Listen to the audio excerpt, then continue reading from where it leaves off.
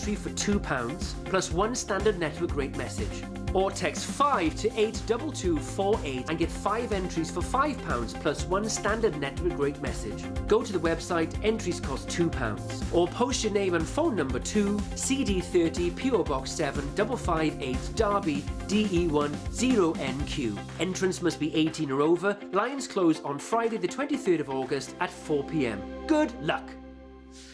Now, my next guest is the comedian and actress Michelle de Swarte, who is currently starring in the new comedy drama Spent. It follows Mia, a catwalk model whose career has fallen on hard times, a story inspired by Michelle's own extraordinary life.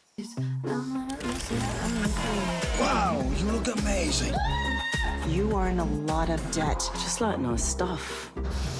Surprise, I'm back. Open for bookings. As a joke, right? All right, Mum. Thought I'd come and stay with you. That's a good one. But you're a nomad, Mia. It's me. Yeah! What kind of modelling job is this? Are you serious? So many questions right now. Do you have any interests? Like spitting from heights? It's nice.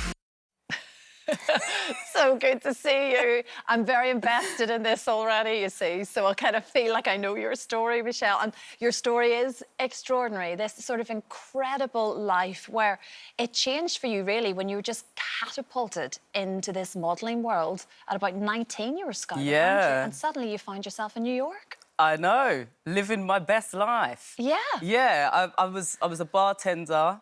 And I got scouted and they were like, do you want to go to New York? And I was like, no, I think I'll stay here and pull pints. Thank you. I was like, yes, I would love to go to New York. And yeah, so off I went. And that was the beginning of this incredible tale. And you started working with huge fashion houses, big fashion names.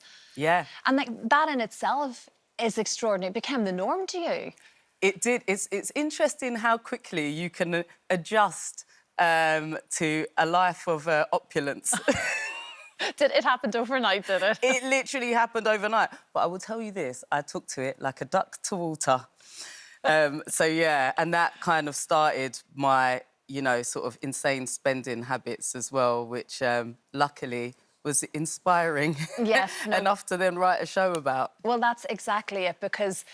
And this is how the show, you say it's semi-autobiographical, with sort of maybe like 20% of you in there, but you kind of feel like there is a lot of your story. It is based on a model who's fallen on hard times, suddenly realised she spent all of her money. And she had a lot of money. Yes, yeah. And then finds herself having to come back home to sort of start again. Exactly. She sort of has to recalibrate, and she's about to hit 40 and she's got nothing to show for her time, but she's sort of keeping up this pretense like she's still living the fantasy, isn't she? She's still living the fantasy. But although it's, like, from a quite unique experience of me being a model, I did think that there's something bigger than that that hopefully people can relate to, which is, I think that now people have a whole different persona on social media, and we're in a cost of living crisis, and that kind of thing where sometimes you have to admit where you are in life in order to move on. And sort of that's what Mia's grappling with. Yeah. And I hope that, although it's about something quite specific, someone leaving the fashion industry, it's also about living a life of pretense. Absolutely. And you had to be sat down by one of your friends, didn't you? Actually sort of almost be told that you are homeless, you don't have an address. I know. A permanent address to go I had to, no because idea. you just didn't want to face it. Well, I had nice luggage.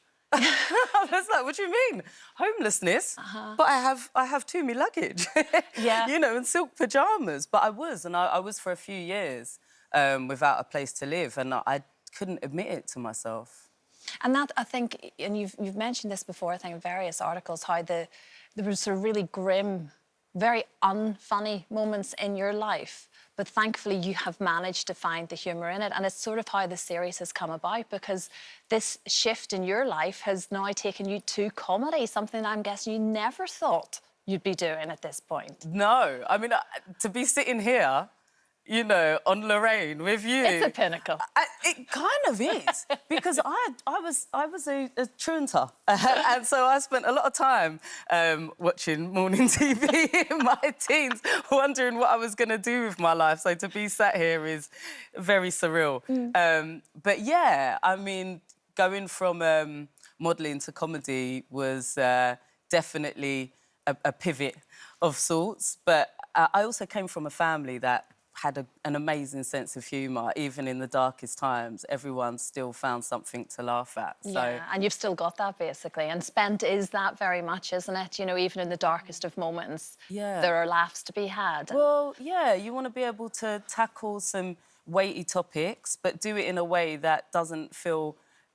or doesn't leave the audience feeling oppressed or bugged down. Yeah. Or, you know, you want to sort of hopefully open up some conversations. Well, and you do that. You touch on racism in Spent within the modelling agency, the sort of like really the abuse of young girls in many respects, you know, and you touch on all of those things, which I'm sure you did experience a lot of in your time. 100% I did, yeah. And I mean, I've definitely fared better than most because I was a working model and I, you know, made a lot of money, and so there's a lot of sort of incentive for the agency to take care of you. But, you know, there's a lot of sort of child laws that should probably be addressed within the fashion industry. Now there's a thing called the Model Alliance, which is great.